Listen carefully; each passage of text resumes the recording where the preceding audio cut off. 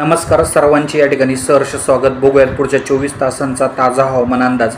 राज्यामध्ये जर बघितलं तर जे सध्या बऱ्याच भागामध्ये ढगाळ परिस्थिती पाहायला मिळत आहे. तर पाऊस पडणार का तर नाही, सध्या पावसाची शक्यता अत्यंत कमी आहे. फक्त 10% भागावर पावसाची शक्यता आहे. मात्र स्थानिक वातावरण निर्माण होऊन झालाच तर हलका ते मध्यम पाऊस पडू शकतो. सध्या तुम्ही बघू शकता साईडला मॅपवर तुम्ही बघू शकता अंदमान निकोबार बेटावर जे मान्सून या ठिकाणी दाखल झालेला आहे. त्या ठिकाणी पाऊस पडत आहे. मात्र अजूनही मान्सून केरळमध्ये दाखल झालेला नाही. मान्सून केरळला दाखल होण्याची शक्यता असं 26 तारखेला सांगितलेली होती. मात्र त्यामध्ये ±4 दिवस त्यांनी धरलेले होते. म्हणजे 30 तारखेपर्यंत त्यांचं असं म्हणणं आहे की 26 ते 30मध्ये कधी मान्सून दाखल होऊ शकतो. मात्र अजूनही मान्सून दाखल झालेला नाही. सध्या जर बघितलं तर आपल्या राज्यात खास करून अहमदनगर म्हणजेच अहिल्यानगर, बीड, छत्रपती संभाजीनगर या भागामध्ये आपल्याला ढगाळ परिस्थिती पाहायला मिळत आहे. धाराशिवमध्ये सुद्धा अधूनमधून ढगाळ परिस्थिती पाहायला मिळत होती.